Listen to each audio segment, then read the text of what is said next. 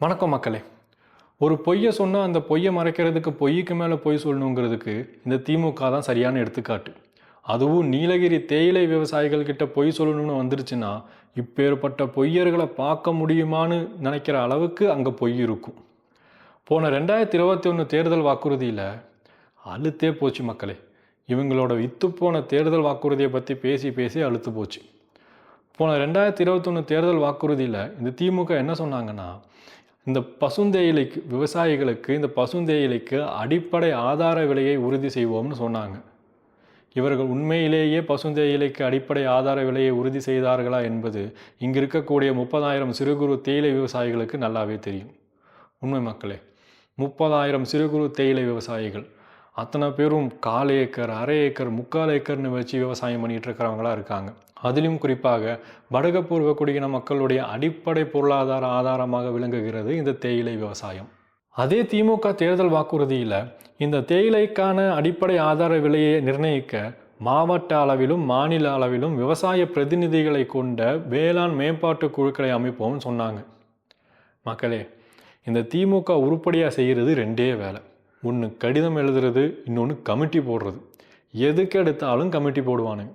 ஏதோ ஒரு முறைகேடா டக்குன்னு ஒரு கமிட்டியை போடு, பழைய ஓய்வூதியம் திட்டம் வேணும்னு போராட்டமா உடனே ஒரு கமிட்டியை போடு, இல்லை கிட்னி முறைகேடா அதுக்கு ஒரு கமிட்டியை போடு.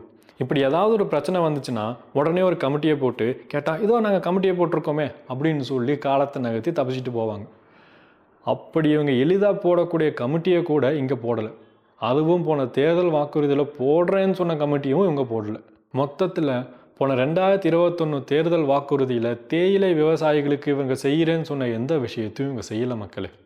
சரி, 5 வருஷம் ஆயிடுச்சு, இதுக்கப்புறம் இவங்க செய்யவும் மாட்டாங்க அப்படின்னு நினச்சிட்டு இருக்கும்போது தான் ஒரு அறிவிப்பு வந்தது. என்னன்னா, 14,870 தேயிலை விவசாயிகளுக்கு பசுந்தேயிலைக்கு கிலோ 2 ரூபாய் என்னும் வீதம் 8,53,00,000 நிதி வழங்கப்படுகிறது அப்படின்னு ஒரு அறிவிப்பு வந்தது. எப்போ? சரியாக மார்ச் 14 தேர்தலுக்கு ஒரு மாதத்துக்கு முன்னாடி இந்த அறிவிப்பு வந்தது. சரி, 5 வருஷம் செய்யாம விட்டாங்க, கடைசி நேரத்துலையாவது செஞ்சாங்களே அப்படின்னு நினச்சிட்டு நீலகிரி குந்தசீமை மேற்கு நாடு கூட்டுறவு விவசாயிகளுடைய செயலாளருக்கு ஃபோன் பண்ணி என்ன சித்தப்பா, திராவிட அரசு 8 கோடி ரூபா நிதி போட்டுருச்சு, சந்தோஷமா அப்படின்னு கேட்டேன். போடா வெண்ண, 100 கோடிக்கு மேலே பாக்கி இருக்குடா அப்படிங்கிறார். எது 100 கோடியா? ஆமாம், இவங்க போட்ட மானியம் 2023-24 ஒரு வருஷத்துக்கான மானியத்தை தான் போட்டிருக்காங்க. மீதி 4 வருஷத்துக்கு மானியம் எவன் போடுவான்? அதுவும் 14,000 பேருக்கு தான் போட்டிருக்காங்க, மீதி இருக்கிறவங்களுக்கு யார் போடுவா அப்படின்னு கேட்குறாரு. தெளிவாக சொல்லணும்னா, போன 2015 டிசம்பர் மாதத்திலிருந்து இவர்கள் தேயிலை விவசாயிகளுக்கு தர வேண்டிய நிலுவைத் தொகை மட்டுமே 100 கோடியை தாண்டுது மக்களே. அதாவது போன அதிமுக ஆட்சி காலத்திலிருந்து இவர்கள் தேயிலை விவசாயிகளுக்கு தர வேண்டிய நிலுவைத் தொகை பாக்கியில் இருக்குது. அப்புறம் ஏன்டா திமுகவை மட்டும் திட்டுறேன்னு கேட்குறீங்களா? அதுக்கு தான் போன தடவை அதிமுகவை இந்த மக்கள் தோக்கடிச்சாங்க. இப்போது திமுகவோட ரவுண்டு. அவங்க 2 பேரையும் குறிப்பிட்டு சொல்கிறேன். திமுக அதிமுகன்னு இரு கட்சிகளும் இந்த தேயிலை விவசாயிகளுக்கு பசுந்தேயிலைக்கு அடிப்படை ஆதார விலையை தரோம்னு பல ஆண்டுகளாக சொல்லி கடைசி வரைக்கும் தரவே இல்லை. இதோ இப்போ இந்த திராவிட மாடல் பண்ணாங்களே, ஒரே ஒரு வருஷத்துக்கு 2 ரூபா மானியம் போட்ட மாதிரி, அந்த மாதிரி மானியம் போட்டு இந்த மக்களை ஏமாற்றி ஓட்டை வாங்கிட்டு போயிடுவாங்க. இவங்க 2 பேரும் மத்தியிலையும் சிக்கி இந்த தேயிலை விவசாயிகள் ஓட்டாண்டியாக உட்காந்துருக்கிறது தான் மிச்சம். சரி, இப்போ மானியம் கொடுத்ததுக்கு தான் கொண்டாடினீங்களே அப்படின்னு கேட்டால், நம்ம விவசாயம் கிடையாது, கட்சிக்காரன். திமுக மானியம் போடும்போது திமுக காரன் கொண்டாடுவான், அதிமுக காரன் மானியம் போடும்போது அதிமுக காரன் கொண்டாடுவான்.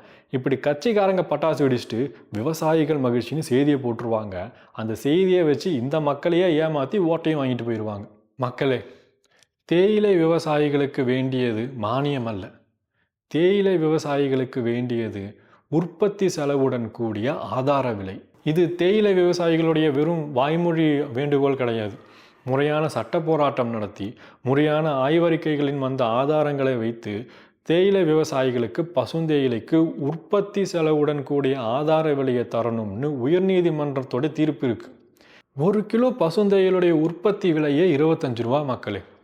உயர்நீதிமன்றத்தின் ஆணைப்படி அந்த உற்பத்தி செலவுடன் கூடிய ஆதார விலைன்னு கணக்கிடும்போது அது சராசரியாக 37 ரூபா 50 பைசால நிற்கிது. குறைஞ்சது 35 ரூபா. இந்த 35 ரூபா இருந்தால் மட்டும்தான் இந்த தேயிலை விவசாயியால் தன்னோட அன்றாட வாழ்க்கையை நகர்த்தி கொண்டு போக முடியும். ஆனால் இந்த அரசு இந்த தேயிலை விவசாயிகளுக்கு கொடுக்கக்கூடிய விலை என்பது வெறும் 19 ரூபா.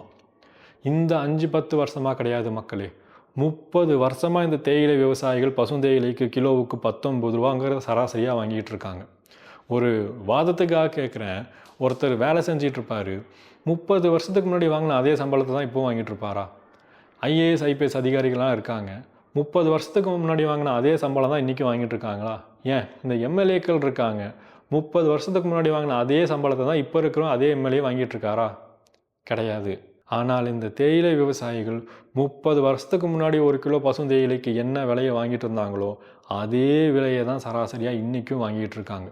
அதிகபட்சம் 18-19, அதிசயத்தில் 20 ரூபா போகும், அவ்வளவுதான். அப்புறம் எப்படி இந்த தேயிலை விவசாயிகள் அவங்க வாழ்க்கையை நடத்துகிறாங்கன்னு பார்த்தா, இவர்கள் தேயிலை விவசாயத்தின் மீதுள்ள நம்பிக்கையை விட்டே பலகாலம் ஆகுது. நீலகிரியில் தேயிலை விவசாயத்தை பெரிதும் நம்பியிருக்கக்கூடிய படக இன மக்கள் அவர்கள் தேயிலை விவசாயத்தை விட்டு கொத்து கொத்தா ஊரை காலி பண்ணிட்டு வெளியே போக ஆரம்பித்து பல ஆண்டுகள் ஆகுது. ஒரு படக ஊருக்கு போய் பார்த்தீங்கன்னா அதில் சராசரியாக 100 வீடு இருந்துச்சுன்னா 50 வீடு பூட்டி கிடக்குது. இவங்க விவசாயத்தை விட்டுட்டு போகிறாங்கன்னு மட்டும் பார்த்தா விவசாய நிலத்தை வித்துட்டும் போயிட்டு இருக்காங்க. அவங்க வித்துட்டு போகிற அந்த விவசாய நிலத்தில் தான் பல சட்டவிரோத ரெசார்ட்டுகளும் பல சட்டவிரோத கட்டுமானங்களும் நடந்திருக்கிறத இன்றைக்கி நம்ம பார்க்க முடியுது. இந்த தேயிலை விவசாயம்னு வரும்போது ஒரு முக்கியமான விஷயத்தை இங்கே குறிப்பிட்டே ஆகணும். படக இன மக்களின் பாரம்பரிய உணவு பயிர்களான கோதுமை, ராகி போன்ற பயிர்கள் எல்லாம் அழிக்கப்பட்டு அதுக்கு மேலே தான் இந்த தேயிலை விவசாயம் வந்து நிற்கிது. இது எத்தனை பேருக்கு அதிர்ச்சி தரும்னு தெரியல. ஒரு இனம் தன்னுடைய பாரம்பரிய உணவு பயிர்களை மொத்தமாக இழந்து தேயிலை என்னும் அடக்குமுறைக்கு உள்ளாகி அந்த தேயிலை விவசாயத்தால் அவர்களுக்கு உரிய வாழ்வியலும் கிடைக்காம ஊரை காலி பண்ணிட்டு விவசாயத்தை விட்டுட்டு சாரசாரியாக வெளியே போகிற ஒரு அவல நிலையும் அவர்களுடைய விவசாய நிலங்கள் பல முறைகேடுகளுக்கு உள்ளாவதும் தான் இன்றைய நீலகிரியின் உண்மையும் யதார்த்தமும். இதையெல்லாம் இந்த திமுக அரசு சரி செஞ்சு தரும்னு நினச்சி தான் போன தடவை இவங்களுக்கு ஓட்டு போட்டாங்க. உண்மையில் இவர்கள் தரேன்னு சொன்ன அந்த அடிப்படை ஆதார விலையும் தரலை, டீ போர்டு ஃபிக்ஸ் பண்ண ரேட்டையும் தரலை. இந்த திராவிட அரசு இந்த மானியம் போட்டது எப்படின்னா, இந்த மகளிர் உரிமை தொகை மாதிரியும் லேப்டாப் திட்டம் மாதிரியும் தான். அனைத்து மகளிருக்கும் உரிமை தொகைன்னு சொல்லி வந்துட்டு 2.5 வருஷம் கொடுக்காம அதுக்கப்புறம் தகுதியானவர்களுக்குன்னு சொல்லி கொடுத்தாங்க. அதே மாதிரி லேப்டாப்பும் 4 வருஷம் கொடுக்காம கடைசி வருஷத்தில் ஒரே ஒரு பேட்சுக்கு மட்டும் கொடுத்துட்டு நாங்கள் திட்டத்தை நிறைவேற்றிட்டோம்னு விளம்பரம் பண்ணாங்க. அதே மாதிரி தான் இந்த பசுந்தேயிலைக்கு அடிப்படை ஆதார விலையை தரோம்னு சொல்லிட்டு 4 வருஷம் 5 வருஷம் எதுவும் செய்யாமல் கடைசி நேரத்தில் ஒரே ஒரு வருஷத்துக்கு மட்டும் மானியத்தை தூக்கி போட்டுட்டு நாங்கள் தேயிலை விவசாயத்துக்கு நல்லது செய்துட்டோம் அப்படின்னு சொல்லி ஓட்டை வாங்கிட்டு போக பார்க்குறாங்க மக்களே. பாமர தேயிலை விவசாயிகள் தானே, அவங்களுக்கு என்ன தெரிஞ்சிட போகுது. கடைசி நேரத்தில் ஏதோ ஒன்று தூக்கி வீசின மாதிரி வீசிட்டு இந்த ஓட்டை வாங்கிட்டு போயிடலாம்னு நினச்சிட்டாங்க. பத்தாவதுக்கு இந்த 2026 தேர்தல் வாக்குறுதியில் தேயிலைங்கிற வார்த்தையவே காணும். தெரிஞ்சு போயிருக்கும், ஏற்கனவே இந்த பொய்யை சொல்லி நல்லா இழுத்தடிச்சிட்டோம், மறுபடியும் அதே பொய்யை சொன்னோம்னா விளக்க மாற்ற கையில் எடுத்துருவாங்கன்னு புரிஞ்சு போச்சு போல. இவனுங்க இப்படி இருக்க மாட்டானுங்களே. தேயிலை விவசாயிகள் என்பது நீலகிரியில் ஒரு கணிசமான வாக்கு வங்கி. தேயிலையை பற்றி பேசாமல் எப்படிரா இந்த வாக்குகளை வாங்குவாங்கன்னு யோசிச்சுட்டு இருக்கும்போது தான் டக்குன்னு ஒரு விஷயம் கண்ணு முன்னாடி வந்து நிற்கிது. இந்த பொய்யை மறைக்கிறதுக்கு பெரிய பொய் சொல்கிற மாதிரி இப்போ அதை விட பெரிய பொய் ஒன்று சொல்லியிருக்கானுங்க. நீலகிரி தேயிலைக்கு தனித்துவமான பிராண்ட் உருவாக்கப்படும் அப்படின்னு குன்னூர் தொகுதி திமுக வேட்பாளர் பெருசாக வெடிச்சிருக்காரு. போன தடவை திமுக தேர்தல் வாக்குறுதியில் சொன்ன மாதிரி தேயிலைக்கு அடிப்படை ஆதார விலையை கொடுக்க வக்கில்லை, உற்பத்தி செலவையாவது கொடுத்தாங்கன்னு பார்த்தா அதுவும் கொடுக்கல, டீ போர்டு ஃபிக்ஸ் பண்ண ரேட்டையும் கொடுக்க வக்கில்லை, இவங்க போடுறேன்னு சொன்ன கமிட்டியை போடக்கூட வக்கில்லை. இவங்க டீயை பிராண்டாக்க போகிறாங்களாம். இவங்க இந்த பிராண்டுன்னு வெடிக்கும் போது தான் ஒரு கதையை இந்த இடத்துல சொல்லணும்னு நினைக்கிற மக்களே. எல்லா ஊர்லேயும் ஒரு தின்பண்டம் பிரபலமாக இருக்கும், ஒரு பலகாரம் பிரபலமாக இருக்கும். அந்த மாதிரி நீலகிரியில் பிரபலமாக இருக்கிறது இந்த ஊட்டி வறுக்கி. இங்கே இருக்கிற எல்லா மக்களுக்கும் தேநீருடன் கூடிய ஒரு சிற்றுண்டியாக அந்த வறுக்கி இருக்குது. சுற்றுலா வர பயணிகள் அனைவரும் இதை ரொம்ப விரும்பி வாங்கிட்டு போவாங்க. ஆனால் இந்த ஊட்டி வறுக்கிங்கிற பேருக்கு தகுந்தார் போன்ற வர்த்தகம் இருக்கான்னு பார்த்தீங்கன்னா கிடையாது. நீலகிரியில் இருக்கிறவங்களும் ஊட்டிக்கு சுற்றுலா வரவங்களும் தான் இதை வாங்கிட்டு போவாங்க. மற்றபடி இது நீலகிரியை விட்டு வெளியே இன்னும் போகலை மக்களே. பத்தாவதுக்கு இங்கே இருக்கக்கூடிய மேனுஃபேக்சரர்ஸ் ஜிஐ டேகை வாங்கி வச்சுட்டு உட்காந்துருக்காங்க. ஆளுங்கட்சிக்கு அவமானம் என்னன்னா, எதிர்க்கட்சி தலைவர் சுற்றுப்பயணம் வரும்போது இங்கே இருக்கும் வறுக்கை வியாபாரிகள் அவர்கிட்ட போய் முறையிடுறாங்க, எங்களை இந்த வறுக்கிக்கு நல்ல வர்த்தகம் ஏற்படுத்தி கொடுக்கறதுக்கான உதவிகளை செஞ்சுத்தாங்க அப்படின்னு. வாயை திறந்தா இந்த திராவிட அரசு அமெரிக்காவுக்கும் ஐரோப்பாவுக்கும் இணையான ஒரு அரசுன்னு வெடிப்பாங்க. போய் பாருங்கள், அந்த அமெரிக்காவிலும் ஐரோப்பாவிலையும் அவங்களுடைய தின்பண்டங்கள் எல்லாம் 1 மணி நேரம் வெளியே வச்சா காஞ்சிடும், ஒரு நாளில் கெட்டு போயிடும். அப்படி இருக்கிற பொருளை உலகம் பூரா கொண்டு போய் வர்த்தகம் பண்ணிட்டாங்க. ஆனால் இந்த வரிக்கைங்கிறது பிஸ்கெட் மாதிரி தான், ஷெல்ஃப் லைஃப் அதிகம். அதை ஏன் நீங்கள் பிராண்ட் ஆக்கணும், வர்த்தகம் பண்ணணும்னு தோணலை? நீலகிரியை விட்டு வெளியேன்னு பார்த்தா அதிகபட்சம் இது கோயம்புத்தூருக்கு போய் சேர்ந்துருக்கு. இந்த வரிக்கு கோயம்புத்தூருக்கு போய் சேர்ந்ததுக்கும் இந்த ஊர் மக்கள் தான் காரணமே தவிர இந்த அரசு எதுவுமே செஞ்சு தரலை. அந்த ஊட்டி வரைக்கும் கோயம்புத்தூருக்கு போனதும் ஒரு சுவாரஸ்யமான கதை மக்களே. தான் நான் சொன்னேன்ல, இந்த படக மக்கள் விவசாயம் பண்ண முடியாமல் இந்த விவசாயத்தை விட்டு பொருளாதாரத்தை தேடி அண்டை மாவட்டங்களுக்கு போனாங்கன்னு. அப்படி போனவங்க இந்த வரிக்கையும் கூட்டிகிட்டு போனாங்க. இங்கே இருக்கும்போது அவர்களுடைய அன்றாட வாழ்க்கையில் அந்த தேநீரோட கூடிய ஒரு சிற்றுண்டியாகவும் அவங்களுடைய நல்லது கெட்டதுன்னு அனைத்து நிகழ்ச்சிகளிலும் இந்த வரிக்கை ஒரு அங்கமாக இருக்கும். அப்படி அவர்கள் வாழ்க்கையில் அங்கமாக இருந்த ஒரு வரிக்கையை இந்த மக்கள் இந்த ஊரை விட்டு விவசாயம் பண்ணாமல் வெளியே போகும்போது அந்த வரிக்கையவும் கூடவே கூட்டிகிட்டு போகிறாங்க. இப்படி தான் இந்த வரிக்கை நீலகிரியை விட்டு கோயம்புத்தூருக்கு போச்சு. இப்போ அங்கே போன மக்களுக்கு இங்கே இருக்கக்கூடிய வரிக்கை வியாபாரிகள் கொண்டு போய் விற்றுட்டு வருவாங்க. அதுவும் துடியல் உரத்தான்னா சேல்ஸ் கம்மி. இப்படி தான் இந்த மக்கள் நீலகிரிக்குள்ளே இருந்த வரிக்கையை வெளியே கொண்டு போகிறாங்க. ஆனால் இன்றைக்கி பிராண்ட் ஆக்குவோன்னு பேசிக்கிட்டு இருக்கிற இந்த திமுக இந்த 5 ஆண்டுகளில் இந்த வரிக்கையை பெரிய அளவில் வர்த்தகம் பண்ணுறதுக்கு ஏதாச்சும் பண்ணியிருக்காங்களான்னு பாருங்கள். கிடையாது.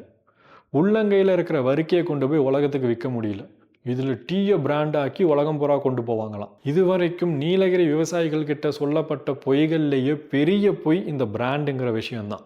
ஏன்னா பிராண்டுங்கிறது கீழே இருக்கிற அந்த உழைப்பாளிக்கு எந்த பயனையும் கொடுக்காது. மேலே இருக்கான் பாருங்க முதலாளி, அவனுக்கு தான் லாபத்தை ஈட்டி கொடுக்கும். விவசாயிகளுக்கு இதை தெளிவுபடுத்தணும்னு நினைக்கிறேன். பிராண்டுனா எண்ட் ப்ராடக்ட் தான் பிராண்ட் ஆகும், ரா மெட்டீரியல் பிராண்ட் ஆகாது. அதாவது டீ தூள் பிராண்ட் ஆகும், டீ இலை பிராண்ட் ஆகாது. இந்த விவசாயிகள் என்னத்தை விற்கிறாங்க?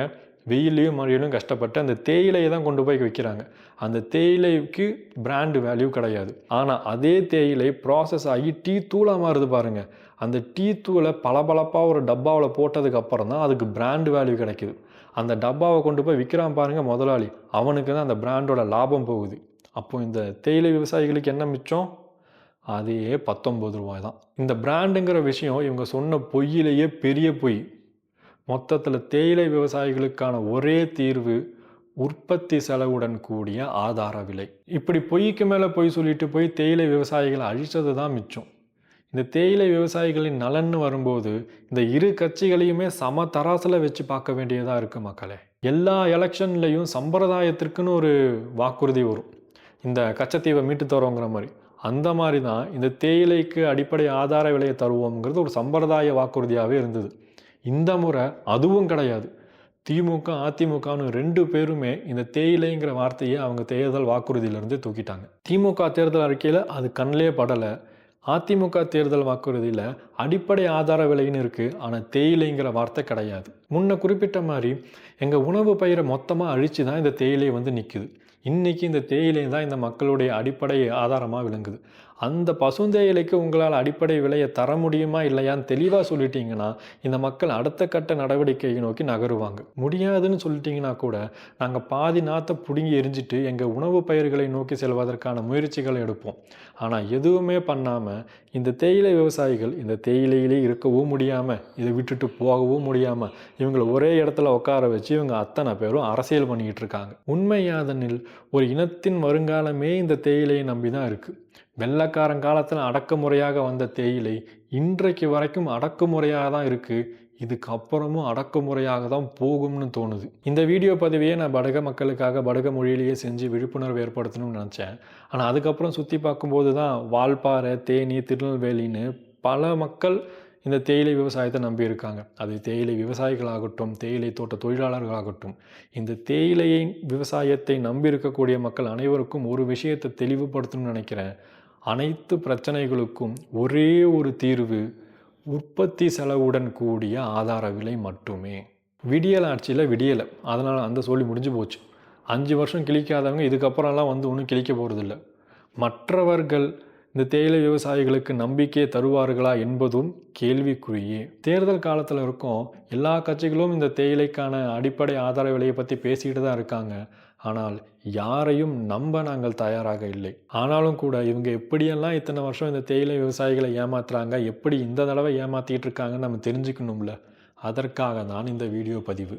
ஆனாலும் கூட இந்த தேயிலை என்னும் அடக்குமுறை விரைவில் வீழ்த்தப்படும், தேயிலை விவசாயிகளுக்கு விடிவு வரும் என்ற நம்பிக்கையோடு வணக்கம்.